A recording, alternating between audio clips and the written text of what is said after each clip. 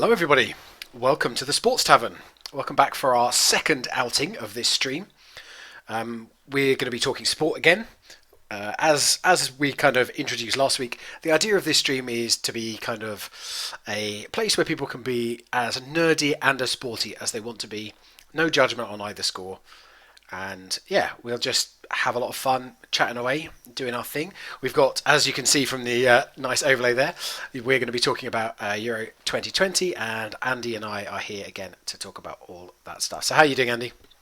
I'm doing good, thank you, Hamish, and yourself? Yeah, doing all right, doing all right. We're through to the weekend. We were just saying as we were getting ready for this, through to the weekend. So, Yeah. that's all good. But yeah, and we've survived the outrageous heat that the UK is throwing at us at the moment. So, yeah. I'm not surviving. I told you I don't deal well with hot weather. Surviving but not thriving, I think it's fair to say. Yeah, it's all good. It's all good. So, yeah, we're going to talk about Euro 2020 because we started talking about that last week, didn't we? And we nattered on for ages and ages. I imagine it's going to be our main topic for the next few weeks with it coming up. But Yes.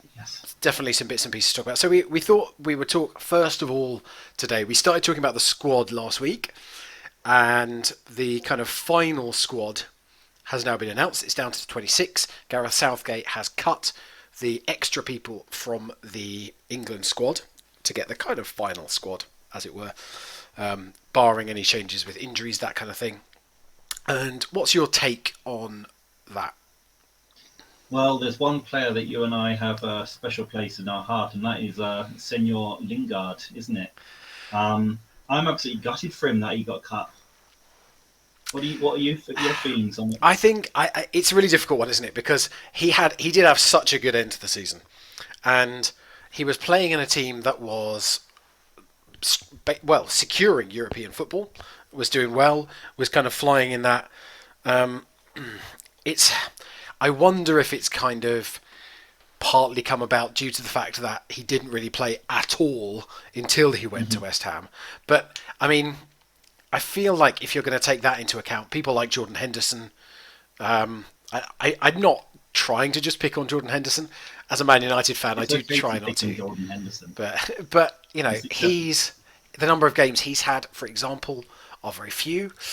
Yeah, I guess there is a part of me which kind of feels for Gareth Southgate in that how much game time is Jesse Lingard actually going to get there? I do understand that.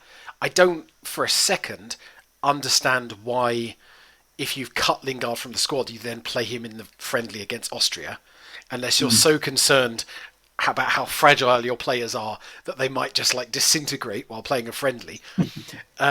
So I don't get that, I have to say. I do want to say before I start dissecting these things too much, I have a lot of time for Gareth Southgate. I think he's a very good manager. I think he makes a lot of good decisions, but that doesn't mean that we can't pick over some of the things that he's done and think about how we would have made the choices. It's the right of being football fans, isn't it? Yeah. I mean, with my feelings about Lingard, it's a double-edged sword for me because on one side it's like, oh yeah, he's not going to be playing for the Euro, so we can get the transfer over the line. But on the other hand, it's like, in 6 months he's been a fantastic servant to the club. He's lived, breathed, and at West Ham. He even turned up to West Ham to the England squad with a West Ham sports bag as well, which was really nice. So you're taking that as a sign that he wants to go permanently, are you? A lot of people have, but I don't know. I almost think it's kind of like a something that all the West Ham players are being told to do because Declan Rice did that on his first day in his England call-up. Fair enough. But at the same time, Lingard officially is now Man United now, isn't he? He is. Well, I assume so. I don't know exactly when the loan officially ends. I would imagine it would have been the end of May.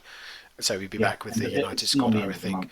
I wouldn't be surprised if he ends up at West Ham. So yeah, I think I hope he does. I think it's one of those things where it does feel quite harsh on him given how he has been playing.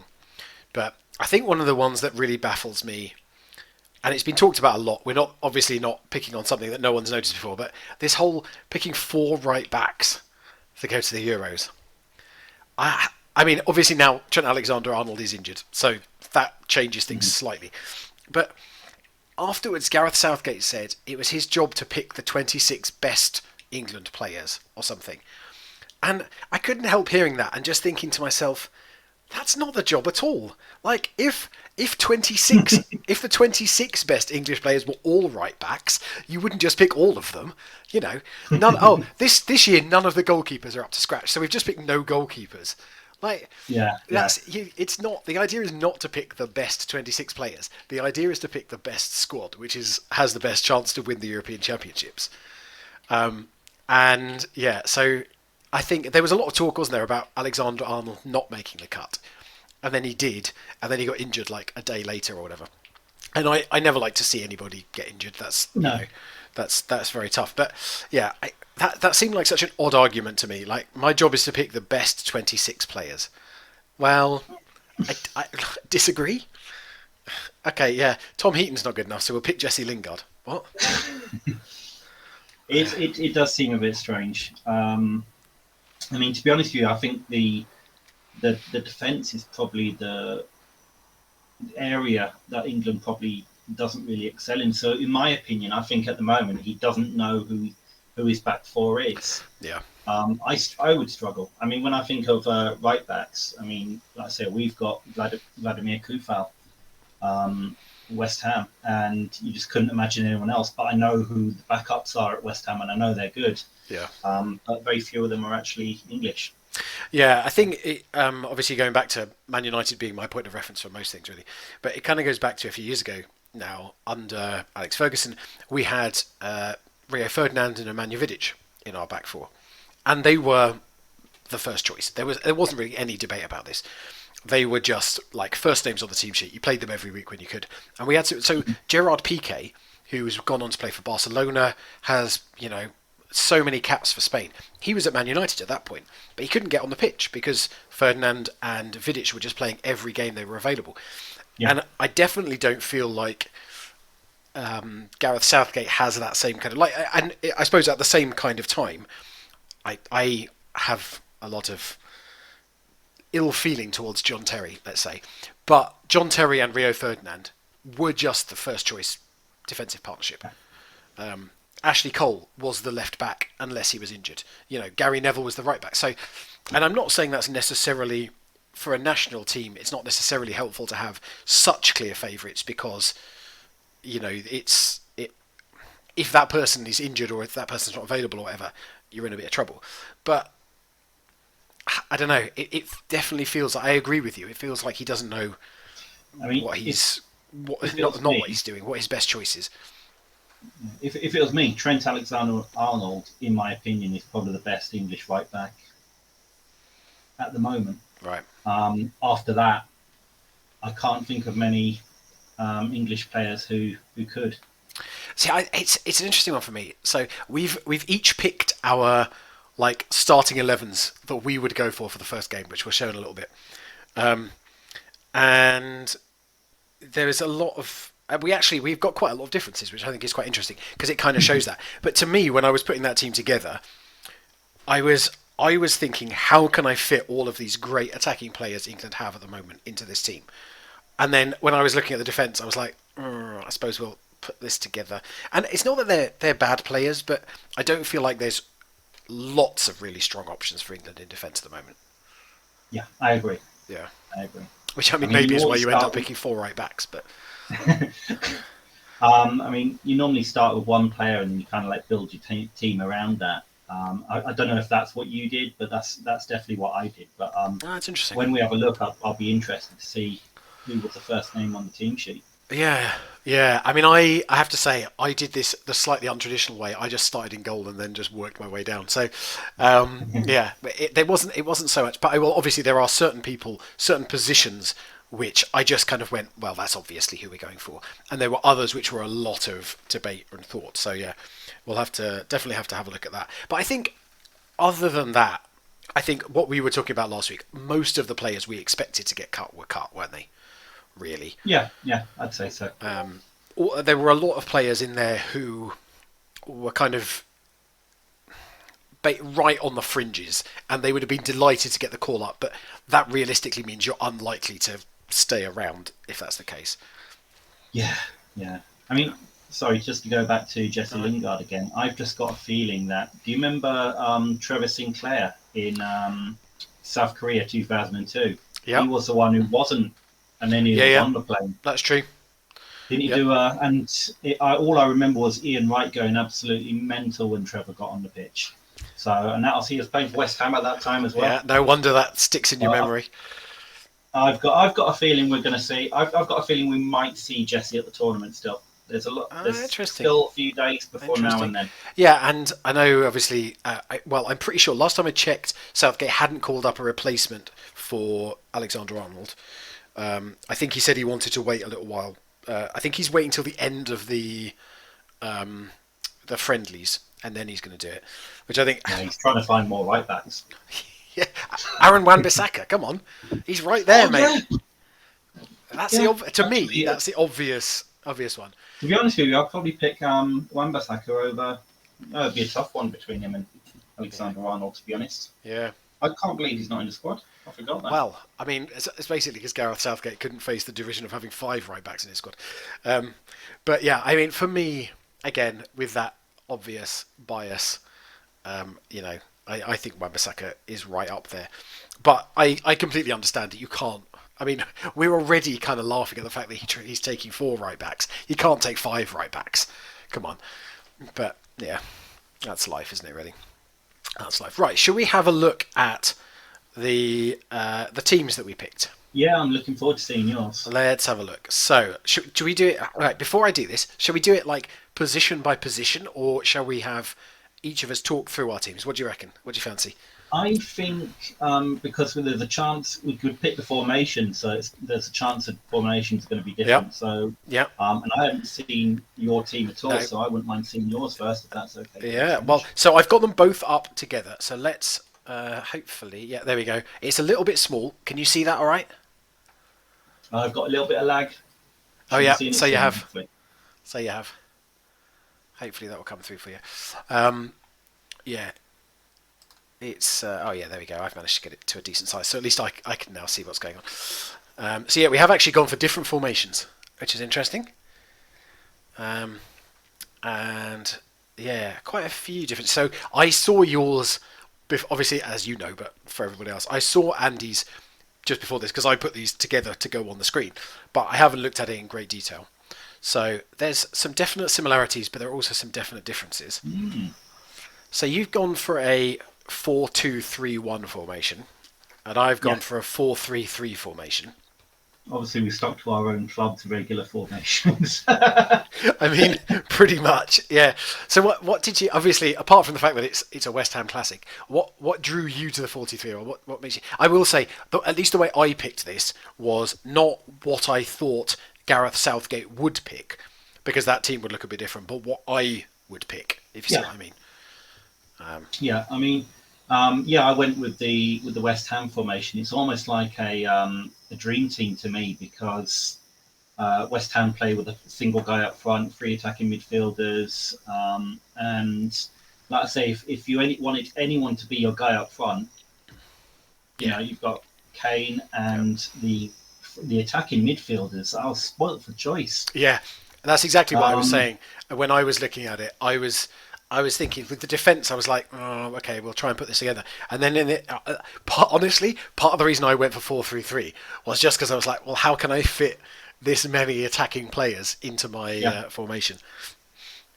So, I mean, it's one of those things where literally every match you could change your entire attack, use all your substitutes, change your attack at half time, and keep your attacking guys fresh. Yeah. It's funny you say about going with our club formations, because I often think of Solskjaer. I think he likes the 4-2-3-1. Mm-hmm. So I think Man United play 4-2. Obviously, formations are one of those weird things that in professional football they're always quite fluid. So they don't, funny enough, they don't go and stand in these formations. So it can be a bit difficult to understand exactly. But Ole Gunnar Solskjaer likes the 2 sitting midfielders. I think there is part of me which actually agrees with you in that with the group that England have, and again, we talk groups later on, but with the group that England have, they actually have some difficult games, and having 2 slightly more sitting midfielders kind of gives them a bit more protection. Because actually, looking at that, obviously we've got different personnel, and we'll talk about that in a minute. But the main difference really is that you've gone for 2 sitting midfielders and 1 central attacking midfielder. I've kind of gone for 1 sitting, 2 attacking, because I see Foden and Rashford in my formation, kind of similar to where you've got Saka and Sancho. If you see what I mean? So kind of wide attacking midfielders. So it kind of boils down to the difference in the centre of midfield, I think. Yeah, I agree. I mean, obviously, I've went with my with my heart and my head with Rice. Yeah. Yeah. So you said that there was like a first name on the team sheet for you, or a few first names that you built the team around. I think you've already said Harry Kane obviously is kind of, he's going to be in the team, isn't he? I mean, he's the captain apart from anything else. Was he who you were thinking of, or were you thinking of others at the same time? Oddly enough, yes. Yeah. A lot of people would probably say that I would have been a bit biased and went with Rice, but for me, it's all about scoring goals, and we're looking at a player who, all right, he plays for Tottenham, and to be honest with you, I watched that Tottenham documentary on Amazon, and he's not very interesting, but the guy scores goals. Yeah, yeah. The guy, let's face it, if you give him enough service, he'll score goals. He's got great feet. That's the one you want to be building your team around, and the rest of it is all about service. Now, yeah. I think that's interesting actually, and so I think for me, I've kind of, in a sense, built it around Kane. So Kane, again, probably very close to first name on the team sheet, if not actually first name on the team sheet. But I think he also has the ability to not just play in the what you might think of as like the Gary Lineker role, scores loads of goals but very rarely leaves the 18-yard box. I think he links up play very well as well, and that's where I think he can bring players like Rashford and Foden in. But I think it's just a different way of exploiting his talents, really, which is interesting. Yeah, it's a difficult one because that was actually my second formation I picked, and my initial one was going to be Kane and Rashford. Right. Like I say, Foden would be, he's well up there as well. But I just thought to myself, I went with what I knew, so I went with the 4-2-3-1. Yeah. And I just thought, let's just get some balls in there. You've got 3 people who know how to score goals sitting behind him as well. Yeah. And he can bring in a lot of players. My creativity player was Mount, and I think that's just purely because his form with Chelsea. I mean, he pretty much has been outstanding for Chelsea this year. He played brilliantly in the Champions League final as well. Yeah. I think he had a really good game there, and obviously he's made it into my team. So let's start at the back. Let's kind of looking at specific individuals. Let's start at the back. So we've both gone for Henderson. What's your thinking? I mean, clearly it's where I've gone as well. But what's your thinking behind that? Okay, so you've got 3 goalkeepers. You've got Pickford, Henderson, and Johnston. So now Pickford, I do actually like. The problem that I have, and the weird thing with Pickford is he is extremely agile. He's taller than he looks as well, so he looks like a tiny bloke in between. But he's quite broad, isn't he? Which kind of makes him look a bit smaller, yeah. And he's a bit mad. And you always know that the best goalkeepers out there are a bit mad. But in my opinion, he's just not mad enough. I don't know, that sounds crazy. I completely disagree, but okay, carry on. Yeah, I'm just thinking about Jorge Campos, Rene Higuita. He's not them. I mean, that's true. Neither is Dean Henderson, to be fair. Neither is Dean Henderson, but Dean Henderson, I think he's... I think if he had a full year as Man United's first choice, he would be first choice as well for everyone. And I think he knows how to step it up. He's at that age now where he's ready to step up the game, the same as Pickford did 2-3 years ago. Yeah. And I just think he's a safer pair of hands. I mean, whenever I've seen him playing, he's been absolutely solid. It'll be a shame not to go with the Russia 2018 goalkeeper, but I think Henderson just about edges it for me. How about yourself? Well, I think Man United. Yeah, he just plays for United. That's it. I'd have picked all of them if I could. Actually, I probably did. How many others do we have in the squad?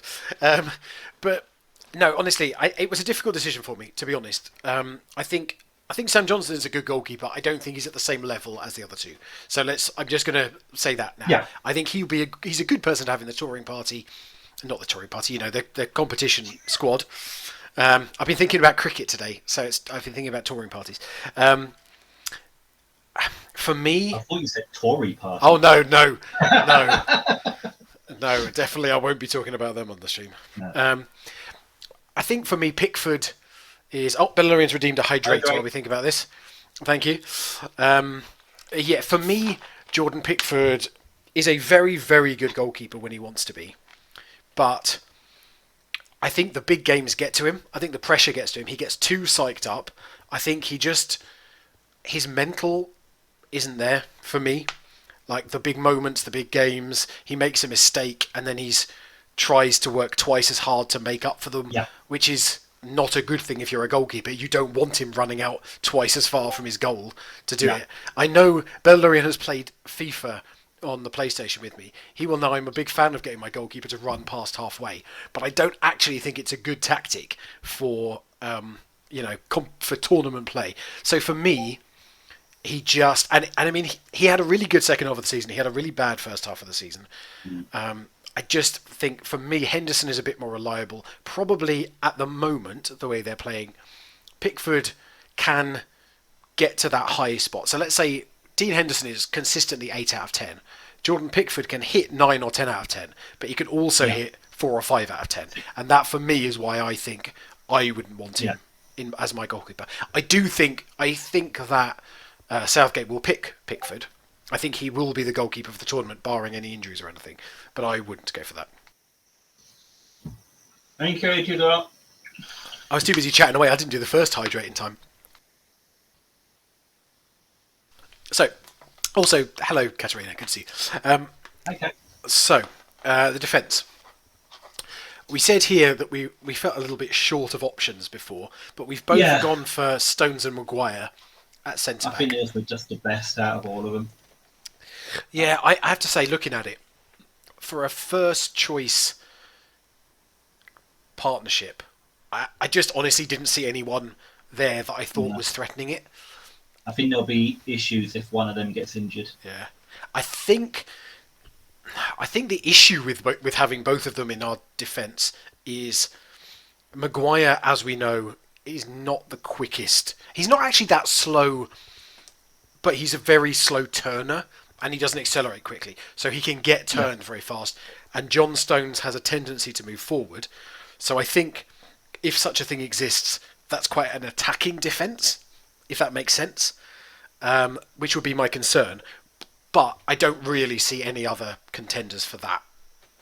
No. For me. I think, obviously, Stones and Maguire, you're looking at two centre-backs from the Grand City of Manchester. Finished first and second in the league, their teams. Second in the league. It's pretty much a shoe-in. I mean, like I say, there wasn't really anyone else. Now, I know I'm going to go a little bit ahead of myself, but we've both got Declan Rice in there who does drop back. Yeah.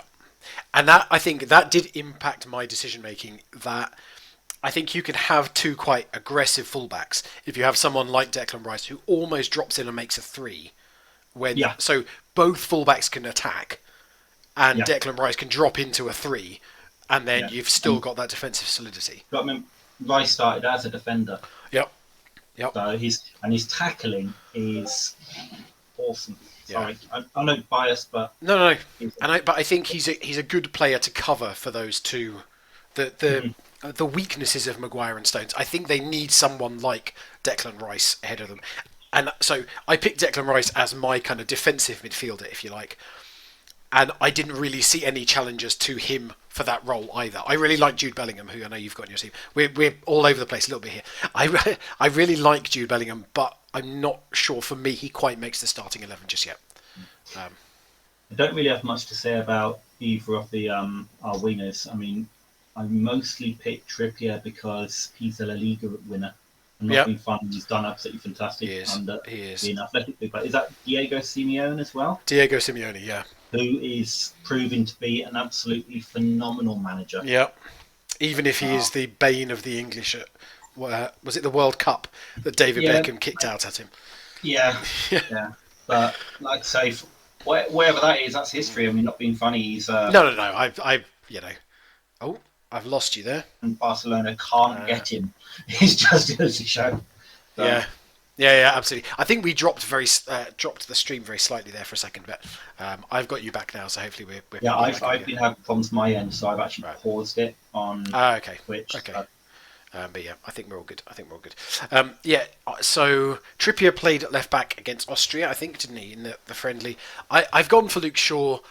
I mean, the two choices, Luke Shaw, Ben Chilwell, and I mean, Kieran Trippier, for me, would be slightly behind them, because I always still think of Trippier as a right back. Any of them, I think, could do a decent job. Shaw's had a great season for Man United, so I picked him, But honestly, I think Chilwell would do well there as well. So I think we've got good cover at left back, to be honest. Yeah. And as we joked about a right back having 4 to choose from, you've gone for Alexander-Arnold, who would be your first choice if he were not picked. Yeah. And sorry, if you were not interested. My second choice isn't even in the squad, Wan-Bissaka, so it was very hard for me to pick anyone else, to be honest. Right. Oh, apparently there's quite a few issues with the stream at the moment. Could be my. I think we're having some internet issues, so I apologise for that. I thought when you said stream is quite poor in general at the moment, Durfee, you meant just because we're not playing Baldur's Gate or talking about League of Legends or something. But I apologise for that. It does. Yeah, it looks like we're dropping quite a lot of frames, but I've actually set because obviously I'm running Twitch on my screen so I can see the chat. So I've actually paused the stream. Okay. I'll also drop it to 160p and see if that makes a difference. Yeah. So I apologise for that, everybody. I'm not sure. I think it's just internet issues at the moment, unfortunately. So we'll press on. Aaron Wan-Bissaka, Man United right back. Obviously, I'm a big fan. I think he's the best defender of a right back England have, but he's not in the squad, and he's also not as good attacking. Reece James really made the cut for me at right back, based mostly on the Champions League final, where I thought he was really, really good. And we're talking about it's not the UK team, it's the English team, Durfia. The Dutch only drew with Scotland, so they must be rubbish. So Reece James for me, I think is the best all-round right back. I would pick him ahead of Alexander-Arnold at the moment. I think Alexander-Arnold is the best attacking fullback, but not the best defending. There's not much to choose between them, and I think that's why Gareth Southgate went with 4 right backs rather than having to pick. Really. Yeah, absolutely. So moving up, let's move up into the midfield. We've already talked quite a lot about Declan Rice. So he is the kind of the holding midfielder, if you like, of that. He's the defensive midfielder. He drops back into defence to help out. So I've picked him basically as my only defensive midfielder. So I'm going attacking in my team. You've gone for Jude Bellingham, also sitting a little bit there. What does Jude Bellingham bring to the team for you? Honestly, I don't know because I haven't seen him play. I do know about him. I do know he was very highly rated the year before when he was playing for Birmingham in the. When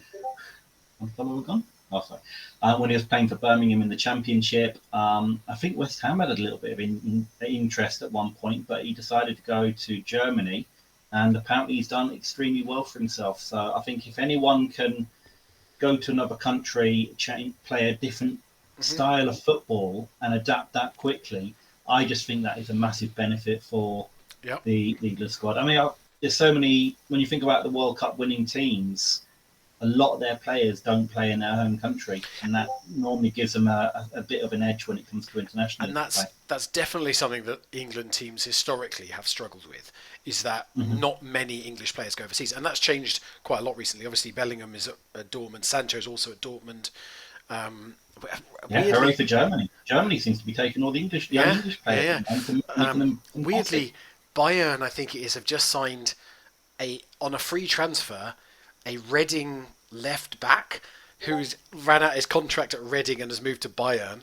I mean, yeah, it's all a bit strange. But there are a lot more. Obviously, Kieran Trippier is in Spain at the moment at Atletico. I think it's got to be a good thing for the team as well. I think it's a fantastic thing. For me, Jude Bellingham is just. I mean, I think he's just turned 18 now, but he was 17 when he left Birmingham. He was linked with Man United as well. I think he's again a great person to have there in the squad. I don't think for me he'd quite make the team at this point, but very much on his way. But partly because I wanted to get like 5 attacking players in my team, and you can't do that if you pick a lot of defensive midfielders. So yeah, we've obviously we've both picked Mount. We put him in a slightly different position, I think. For me, I don't really have a number 10 as such in my lineup. Yeah, you've got Grealish, and to me, I was going to use Mount and Grealish as switch them up depending on the match. Also, I know you really don't have time for Grealish, so no. And Mount just comes. I mean, you're going to have fantastic chemistry between him and Rice, so they're going to link up fantastically well. But like you said, he had a fantastic Champions League final. He's been phenomenal this year for Chelsea as well. Grealish, absolutely phenomenal player when he wants to be. But I don't know. Well, we know how I feel about Grealish. Yeah, we obviously talked a bit about last week. If he grows up, I might like him. I think for me, he had a really good game against Austria in the friendly. It's only a friendly, so you can't put too much weight behind it. But I think he and Mount offer really good creativity in midfield, but for me in slightly different ways. But I completely get what you would say. Like if you start with Mount and that's not quite working, bring on Grealish. I think that's a very fair argument. For me, Mount has a great eye for a pass, whereas Grealish is a really good runner with the ball. Super.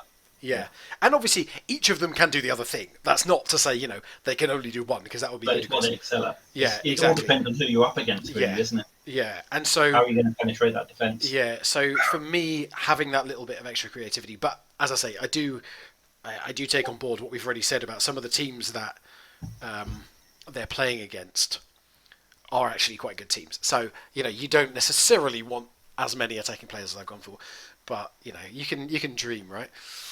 But I agree with you. Mount in the Champions League final, fantastic. And you're right. I mean, I think Mason Mount and Declan Rice famously play pranks on each other all the time. They're good mates from when they were children, so they'll presumably have a good kind of working relationship in the midfield. Yeah, and Grealish maybe is one of those players who's just a little bit, of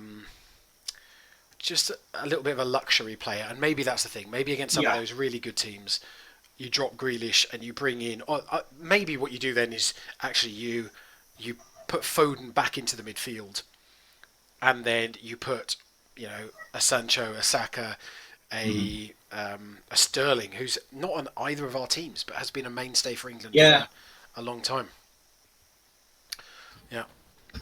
Okay, so then let's talk about our wide attacking players, because we've got Kane. We've both got Kane as our centre striker. No surprise there. What led you to Sacco and Sancho? And as I say, not just because they sound so similar, it makes it hard for me to say, I assume. Saka and Sancho. Whereas I've gone for Foden and Rashford. So what's Saka and Sancho bring to the team for you? Again, Sancho with the international experience. And like I say, when I saw him at he did play in the World Cup, didn't he? Who's that, sorry? Sancho. No, because he would have been much too young, I think. He's played in. He's played in qualifiers. The qualifiers, yeah. I think I remember some of the qualifiers I watched, and I was like, "Who is this kid?" I was like, I literally had to Google him to find out who he was the first time I saw him. But I would love to see him join Man United just to see him playing in the Premier League week in, week out. I mean, I wouldn't say no. Yeah. I feel like he brings. It's like Grealish. He's fantastic on the ball, and he can whip in those crosses. Yeah. Yeah. And it's getting service to your big man up front. Saka, again, this is someone I've not seen play because he plays for Arsenal, and I can And you just well, refuse to watch any of the games. I've not watched any West Ham games because, like we said last week, I thought I was actually jinxing the team. Yeah. So I didn't watch any football last year, pretty much. But I've gone mostly on reputation, and obviously knowing the players that he plays with in that Arsenal team, although they're not doing very well, Yeah. this kid does seem to have a future, and I think he might. This is a good chance for him to step it up. And for me, he's actually been one of the bright spots for Arsenal, who, where did they finish? Like 9th or 8th or something. Saka was one of the bright spots for me, and I really rate him, actually. I think he he only didn't make it into my team because that is an area that I feel like England have a lot of strength. And so he just slightly missed out to other people. But I honestly, Sancho and Saka are both players I think are fantastic players. Sancho had a poor start to the season, as we were saying a little bit with Pickford, but came really good towards the end of the season. Fantastic, again, very young player, as is Bukayo Saka, really. Had a really great season. I think, as you were saying at the beginning, you want your goals to come from Harry Kane. And that's the kind of, you're putting your eggs in the Harry Kane basket. No, I'm spreading them across the. Like I say, with West Ham, everyone thinks Mikel Antonio scores all the goals, but it's actually the three guys behind him who get the load in. Okay. So, like I say, I was looking at the West Ham formation. I just saw Mount on those volleys, Sancho nicking a few in, and then obviously Saka scored the other day, didn't against Austria as well. Yeah, he scored in Austria. It's not all eggs in one basket on Harry Kane. It's basically it's almost like a 4-2-4 really. It's just obviously with the a slight tighter arrowhead formation instead. Yeah, I mean, and that's kind of why I'm thinking it's very similar to the formation that I've picked. If you put, Bellingham and Rice with Mount as kind of the three in the middle of the pitch, and then Saka and Sancho up with Kane in a sense. So you've kind of got Mount probably is supplying the goals a little bit more than the other three, but he's very much part of that attacking mix. And I think I went for Foden and Rashford alongside Kane because I very much, again, I saw the goals as being very spread. I think Foden has had such an amazing, it pains me to say it, but an amazing season at Manchester City. I think it's hard to ignore him, and I kind of wavered, not with whether Foden would go in, but I briefly had him in midfield in place of Grealish, and then a different striker in, or a different wide attacker in. But I've gone for him up there. I think Foden and Rashford are both really big threats on their own, and Rashford has been very inconsistent this season, but when he's on form, I think he provides a threat that none of the other attackers that England have do, which is kind of cutting in, smashing in those shots, and that either when he's on form, it will either often get you a goal or the keeper will save it and Kane has a chance or whatever it might be. I think Rashford offers something different. And yeah, probably I'm slightly biased. Again, actually, Rashford and Sancho is one that I sat for a long time. Which of them did I want in the team? So it was, there were some difficult decisions in there. It's so tough because, I mean, to be honest with you, if I was to rejig in, if I could, I'd probably lose my wing backs, and because Foden, like say Foden and Rashford, absolutely great strikers. It's just tough not being able to field them. Yeah. But that means you need to have a defence. Yeah. I mean, if you're good enough in attack, you don't need to, right? I'm pretty sure that's been the approach of some teams. I think I remember, was it Ozzy Ardiles when he was manager of Spurs in the 90s? He fielded 5 forwards one match and lost 5-0 or something. I mean, it's that old thing of you just need to score one more goal than your opponent. But yes, that's what one of the things that I've never quite understood really with football managers is like you need one goal towards the end of the match. So you take off a defender and throw on a striker. which kind of like at one level makes sense to me. But at the same time, if you couldn't get the ball to the strikers to score beforehand, you're just taking away all the service. So you're just going to have more people standing in the box and not getting the ball. So you have to have a balance with these things, and I think the fact that our attacking lineups look so different does show how much strength in depth England have, and so let's say they start with Sancho and Saka. We need a goal. You can bring Rashford on, Yeah, who is a big threat. There's lots of interchangeability there, as it were. yeah. Like I say, I think Kane is my consistent one. Yeah. But literally, the three that I got behind Kane, you can rotate them constantly and you've got so many options. If you just pick your matches, do your research. Yeah, I think that's the thing as well, is there are going to be some of those attacking players who are perfect for games where the defenses are, they play a high line and they're maybe not quick. You can play a completely different set of attackers. If they're going to sit deep and you really need to work those intricate openings, probably Rashford is not who I would play. I would pick, one of those other players in there. So it means that there is a lot of adaptability and a lot of chance to do different things, which is a great sign, really. The main question now is how well will the back four gel together? Yeah. Because that's that. Let's say I don't think there's going to be problems with us scoring goals. It's going to be making sure we don't concede them. I think that where England have struggled in the past is that in attacking situations they've often thought, well, we're better players, so we'll score eventually, and not kind of understood the games and not understood the defences they were playing against, and and I think that's an issue with a lot of the top club teams as well.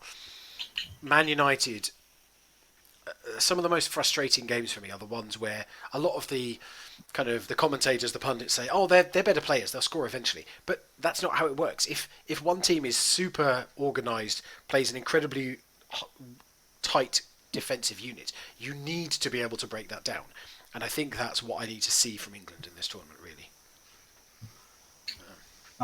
Do we have time to look at the group at all? Yeah, I think so. It's got a quarter of an hour left, so let's bring the groups up. There we are. So, yeah, the group...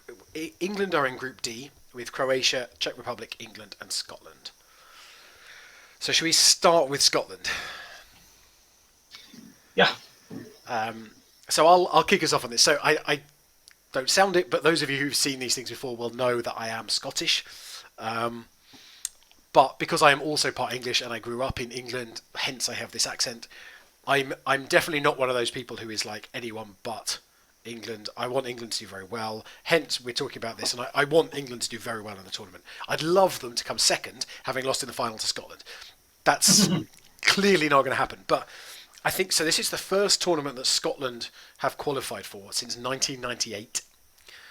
France 98 is the last international tournament that Scotland qualified for, which is a long time ago. I mean, yeah. So when that tournament took place, I was 13, I think. I can't do time. So that's a long time ago. But I think Scotland have a very strong squad. Definitely the strongest squad since then. I don't think it's a fluke that they've qualified for this tournament, having not qualified for one in a long time. No, I agree. I mean, with the strength and depth that Scotland have, the players that they have, very, very strong squad. I think, I mean, they've got quite a few kind of big Premier League, but Scotland have often had Premier League players, but they've often been the ones who are kind of scrapping against relegation, or maybe don't have the experience of winning that some of the others do.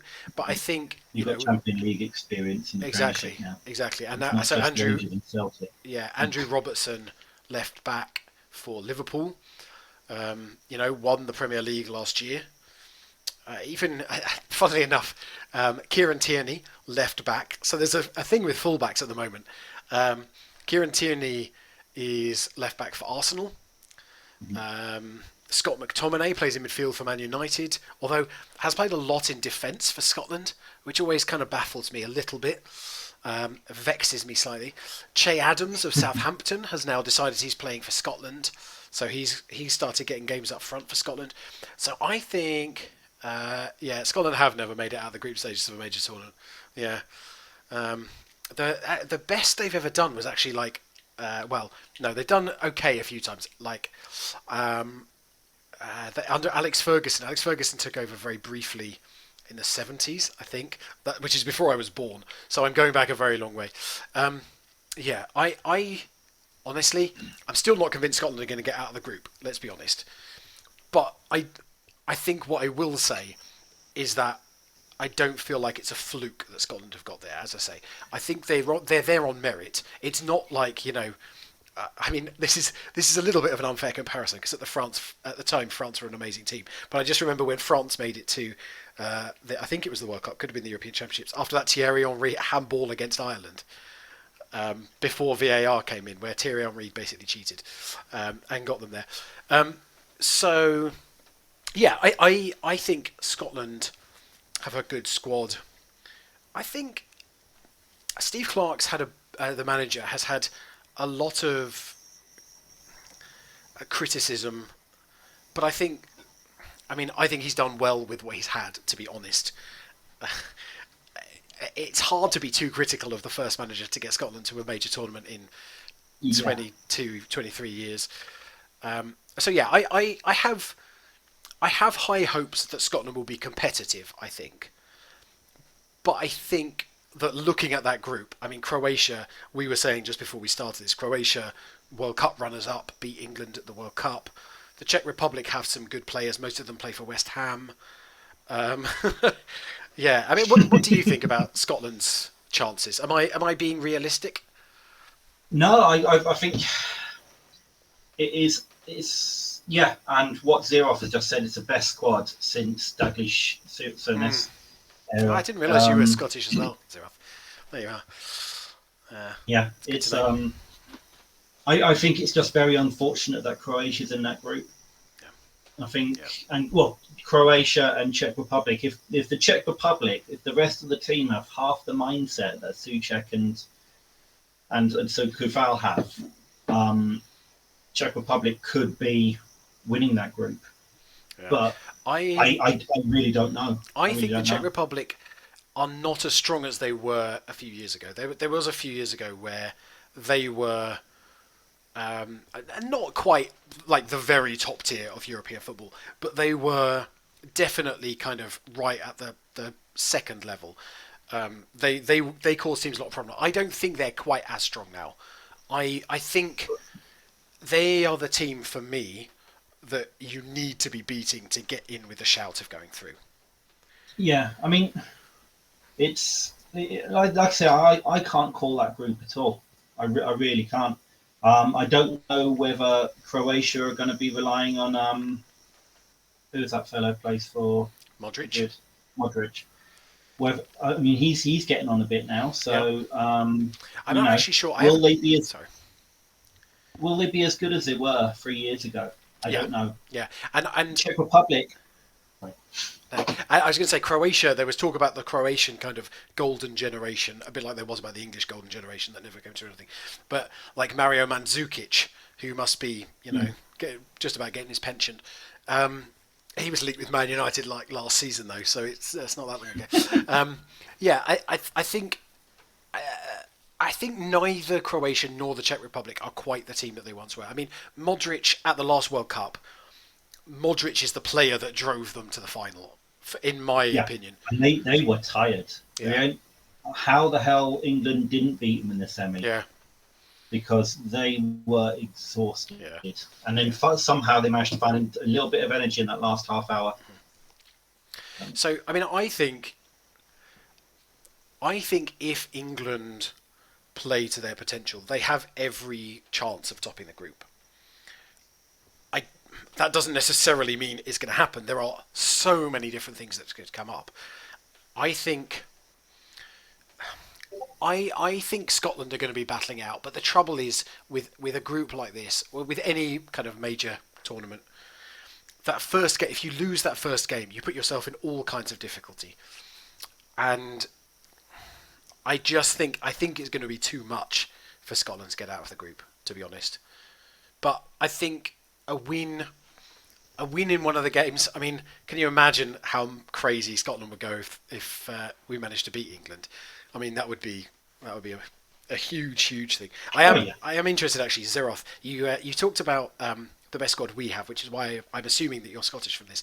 I am wondering if you are an anyone but England kind of fan, which I know a lot of people like that. That's definitely a very widespread Scottish mentality of basically you support any team that England are playing against because you want England to lose all the games. As I say, it would be a bit weird for me to have that attitude when I'm only a little bit under half English. It would be slightly, strange attitude for me to be hating on that. Um, but yeah, I don't know. I think the fact that Scotland have the strongest squad they've had for a long time. I'm kind of thinking back to Wales as well. When was that the last European Championship? I think that Wales had a really good run. They got quite a long way through the competition. yeah, yeah. And again, Wales are far from, they're far from everyday occurrences at the big finals. But they had big players like Gareth Bale, like Aaron Ramsey. Aaron Ramsey. Obviously, Hal Robson-Kanu came and scored quite a lot of goals, and then basically didn't have a club afterwards. There you go. Zeroth is Scottish but does like England and watch the Premier League all the time. Yeah. So you're not gritting your teeth through everything I'm saying about England doing well. That's good to know. Yeah. So yeah, I think as you say, it's so hard to call. And actually, I had a look at the groups earlier on, and they're basically all really hard to call. There are so many good teams in there now. Yeah. I'm was going to try and get the groups up, and then I realised that if I did, you'd probably disappear, so we'd lose that from there. I still think France is going to be head and shoulders above everyone else, but it's like I say, it's a very even playing field for anyone other than France. Yeah, well, I think even for France, it could be a bit of an odd one. France have some absolutely sensational players. I mean, I'd forgotten, but then I was watching something earlier on about the Euros for, well, 5 years ago, I suppose now, because this one's been put off, but the last Euros, where Antoine Griezmann scored like 6 goals in the Euros. And then I think that might be, it wasn't too long after that, I think, that he went to Barcelona and hasn't really done very much at Barcelona. But if he has another tournament where he really clicks, him alongside Mbappe, Pogba's behind them, all of these. France have some amazing players, don't they? Yeah, they certainly they have the potential to be right Yeah. up there. And as Didier Deschamps selected Olivier Giroud in as normal because he always seems to get in, even though he hardly plays at club.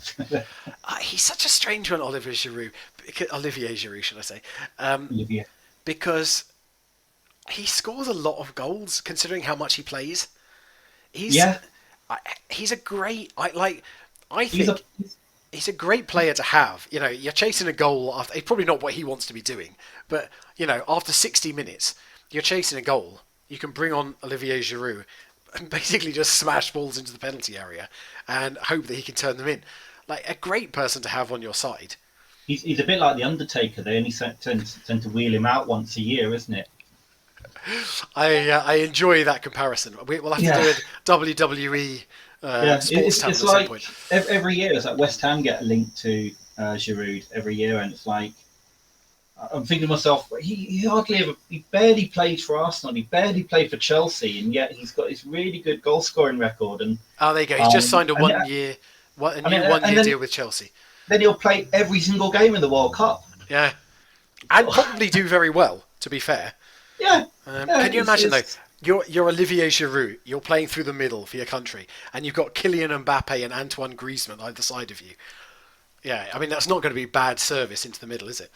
Yeah, You talk about being consistently linked with Olivier Giroud. We're going back a few years now, but I just remember every transfer window, Man United were linked with Raphael van der Vaart, who obviously, he's kind of come and gone now, but that was the one that for about 4 years, 5 years, every transfer window, they were talking about how close United were to signing Raphael van der Vaart.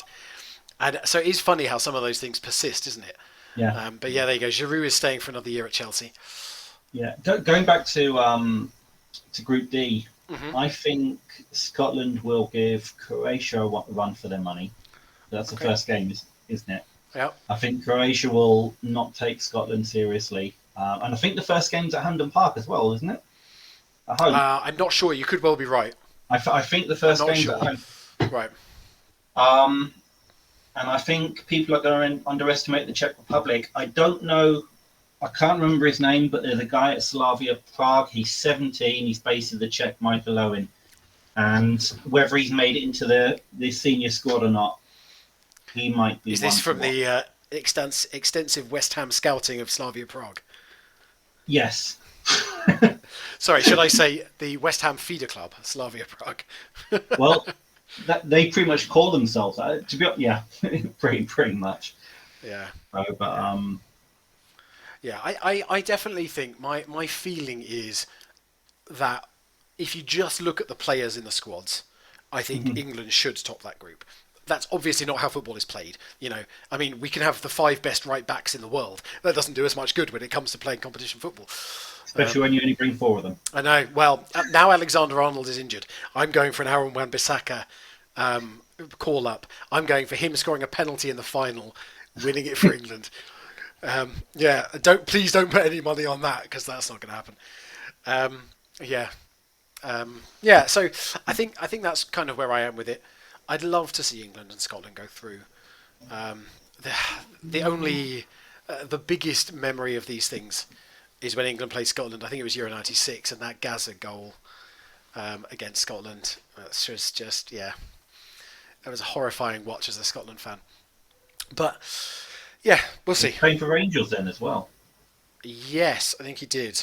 I think he did play for Rangers then, and I think that was back in the day. So like Ali McCoist, I think was playing for Scotland, and you think about how long ago he's been out of the game. He was a captain on Question of Sport for like 10 years or something. So I assume he didn't combine that with his goal scoring antics for Rangers. He was a very good striker by Scottish In my standards. mind, Ali McCoist still sounds and looks like he's in his late 30s. So technically, I've actually overtaken him in age. I wouldn't look him up then if that's how No. you view him. Not that he's like walking around on a Zimmer frame, but he does quite a Question of lot. Sport, he was hilarious. Yeah, he does quite a lot of stuff on Scottish football. He's on like Sports Scene and stuff, which is one of the football programs. Talk up Sport, I think he does. Well, here. Yeah, so yeah, he does quite a bit. He kind of disappeared off the scene for a while and then came back. But yeah, Rangers are one of the clubs that I follow in Scotland, so he's a bit of a legend. Yeah, I follow lots of different clubs. It's fun. I think I said last week we were talking about how we came to support the teams that we support, and I said that no one in my family really follows any sport at all. So I just kind of picked at random. As much as if you really pressed my dad on which football team he supports, he would probably say Aberdeen because that's where he grew up. He grew up in Aberdeen. So Aberdeen is another team that I kind of follow and I want to do well. Yeah, I have many of them, but yeah, we'll see. My neighbour's a Rangers fan, and I found out what they call the Aberdeen team. I'm not sure I want to know. Not for this stream. Yeah, although to be honest, it's funny. So I live in I obviously don't want to give you Google directions to my house, but oh hello. But I live in the Central Belt, so I kind of live between Glasgow and Edinburgh, and so I don't come from a town with a particularly strong football team themselves. So about half the people support Rangers and about half the people support Celtic. And it is amazing how you talk to someone who's a strong fan of one of the teams. He's like, oh yeah, I love everybody, but I've never met a Rangers fan I liked. However, it's so ingrained. It really is. And thankfully some of the, not all of it, but some of the really strong, horrible, disgusting stuff that used to go on has died away. It is still there. I'm not going to try and claim that it's not. No. There is still a fair amount of sectarian stuff that goes on, which obviously is horrific. But it is the level of hatred between the two is just this coming from the man who, as a Man United fan, I last week said that I'm not sure I've ever been friends with a Liverpool fan, but that's a completely different thing. It's fun. That's fun. But there we are. Right, so we've hit the end of our hour. We have indeed. Has ever been a great time chatting. So we'll do this again next week. Yeah. Yeah, definitely. We might actually have some. I haven't actually looked at the schedule, I so don't think it's started by then. it's Tell us when the normally. first game is, Andy. Well, we might be able to find which right back he's managed to find to replace Who's Trent. been called up to replace Trent? Yeah. I mean, this stream is not necessarily only dedicated to football. We will talk other sports at other times, but I think with the Euros going on at the moment, that's kind of where we're focused, isn't it? So Yeah, we'll and keep I it only at know that. football and ice hockey, so I do know a little bit about ice hockey. The random ice hockey fact is the so in Germany, my in-laws are German, and the town that they come from has an ice hockey team, and they are called the Red Devils, same as Man United. And also, I don't think this is telling you too much information. I was born in Crawley, yeah, down in England, and the Crawley FC are also called the Red Devils. Everything links together. It's funny that. There you are. So there you go. So no one even redeemed a random fact, but I gave all that information for free. So you yeah, gave that away for free I there. did. I did. So we don't know exactly what we'll talk about next week, but it will still probably be Euros themed until the end of that, and then we'll think about some other bits and pieces. But as ever, it's been wonderful, Andy.